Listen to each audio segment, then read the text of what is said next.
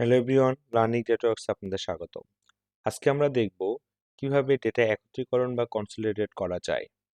তো এখানে দেখুন এক্সেলে আমাদের 22, 23 এবং 24 সালের কিছু ডেটা রয়েছে এবং ডেটাগুলো কিন্তু একই ধরনের।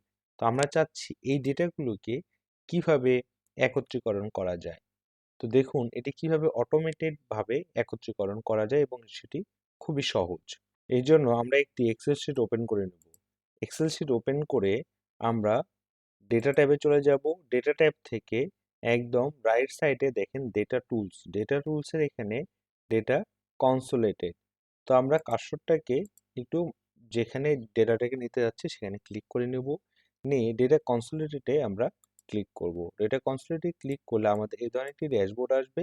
এখান থেকে ফাংশনের ক্ষেত্রে আপনি এই ফাংশনগুলোর যে কোনো একটি চুজ করে নিতে পারেন। তো আমরা জেনারেলি সাম চুজ করলাম এবং রেফারেন্স। এই রেফারেন্সটা আসবে আপনার শিটের রেফারেন্স। আপনি যে শিট থেকে ডেটাটি নিতে যাচ্ছেন। তো এই শিটের রেফারেন্স আমরা এই রেফারেন্সে ক্লিক করে আমরা শিটে চলে যাব এবং শিটে চলে গিয়ে ডেটাটিকে একদম ফুল হেডার থেকে একদম লাস্ট পর্যন্ত ডেটাটাকে সিলেক্ট করব। করে আমরা অ্যাডে প্রেস করব।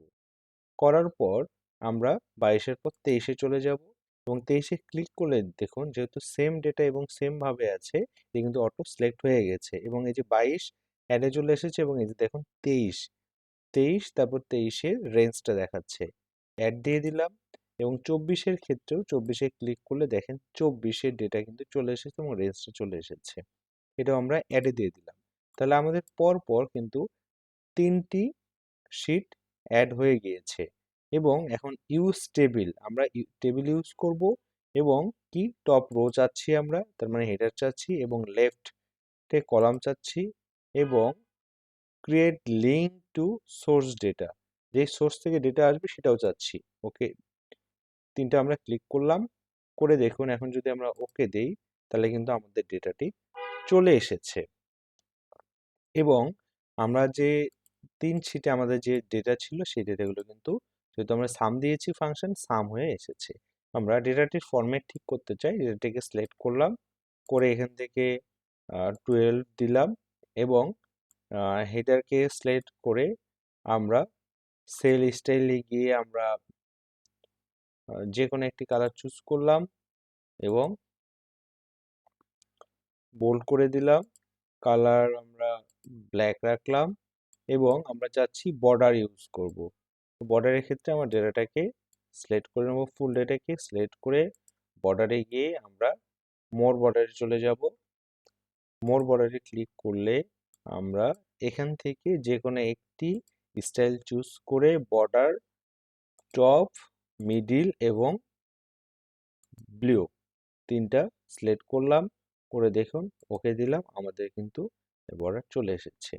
এখন দেখেন ডেটাকে আমরা এভাবে সাজিয়ে নেওয়ার পর ডেটাটা আমাদের কিভাবে এসেছে, ডেটাকে যদি আমরা রিড করতে চাই তো দেখুন এখানে লেফট সাইডে 1 2 এবং প্লাস চিহ্ন রয়েছে কতগুলো। 1 2 এবং প্লাস চিহ্নের যদি আমরা একটু ডিসক্রাইব করি, আপনি যদি কোনো প্লাস চিহ্ন যদি ক্লিক করেন তাহলে দেখুন ডেটাটি এভাবে আসবে।